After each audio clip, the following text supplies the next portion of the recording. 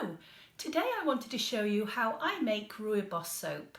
It is one of my favourite ingredients because it gives a beautiful natural colour and it is loaded with antioxidants. I'm Sarah Janes from Soap School and thank you so much for joining me today. Every week we try and bring you fresh new videos just using ingredients that you can get hold of easily or that you might even have in your own home. So if you'd like to join us every week, click on the subscribe button beneath and I look forward to seeing you soon. Now let's get started on our Rooibos soap. So you can buy Rooibos either just loose like this, or you can buy it already in tea bags. It really doesn't matter which way. And I've got loose, so I've just put it into a little organza bag and I've literally just made it up like tea. So I've just got my boiling water, I've put 15 grams of Rooibos into a little organza bag, and then we've just allowed it to steep and soak all of that gorgeousness into the water. If you've just got tea bags, and you can buy those from any of your supermarkets, that's exactly the same. Just stick a couple of tea bags in and you do the same job. So once you've got your Rooibos infusion, just add your caustic soda, your sodium hydroxide to it, and then give that a good stir. And then you're going to need to leave this to cool back down again because it's going to be red hot for quite a while.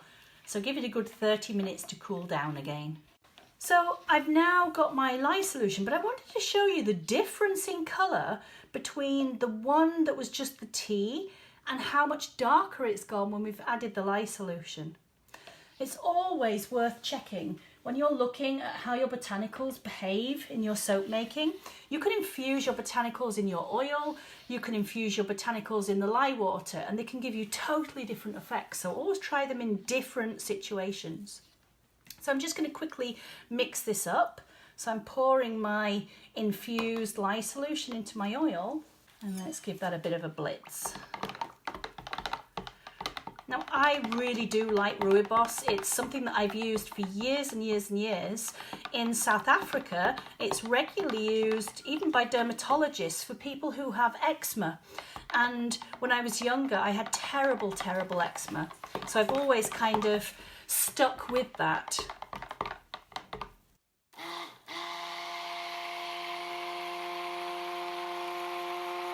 See how dark that is? It's not going to be that colour when the soap is finished, but it is going to give it a nice colour. One of my favourite fragrances to use with Rooibos is lemon, either Mei Chang or lemon essential oil. I just think it goes really well with the tea itself. I don't want to go too thick, and I'm going to just quickly add in my lemon. Get that in there. You don't have to fragrance it. You can leave it totally plain, or you could use a fragrance oil of your choice if you wanted to. You know, that's what soap making's all about. It's about having fun and using the things that you like. I'm going to split this off actually, and I'm going to pour some of it into here, into a separate container. And I think I'm going to do a swirl just because I can. So I'm just going to add a little bit of white colourant and I'm going to give it a little blitz. I'm not even mixing it that much. I just want to get that colour blended through for a little bit of variation in the mix. And then I'll give it a hand stir as well with a spoon or a spatula just to make sure it's properly blended in. Ooh, that looks so good. So actually this time the main colour is going to be darker. Quite often when you make soaps, it's the other way around and it's actually sometimes the lighter colour that's the dominant colour. But this time, that's not what we're doing. I'm just going to do a simple swirl.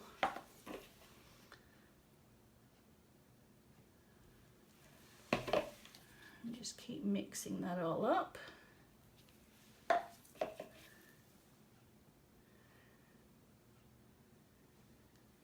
we go.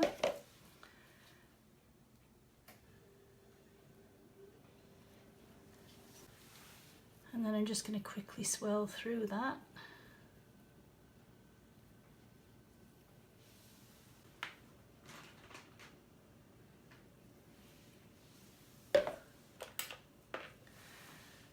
And I'm just going to drag through and just create a little bit of a patterning on the top. I don't want anything too fancy with this one. Just want a little bit of contrast. And actually I want a little bit more of the lighter soap on the top. It's a bit dark for what I'd intended. I'm just going to put some random squiggles. Actually, I quite like it like that. So I have a question for you this week. I've used Rooibos tea, and I would love to know what type of tea you like best, either for drinking or soap making. Do you like green tea or chai? Or do you like something like lapsang or British tea? The Brits like things like Yorkshire tea and PG tips. Let me know in the comments. I'd always love to hear what people enjoy. Everyone's a little bit different, and that's what makes the world so much fun. It's born! Our beautiful Rooibos soap has been born. Doesn't that look gorgeous? Such a delicate patterning. Can't wait to see inside this one. Let's pop it out the mould. Now this is going to be super soft because it was only done last night. But you know, I can't wait. Whee! Oh, I love that ping.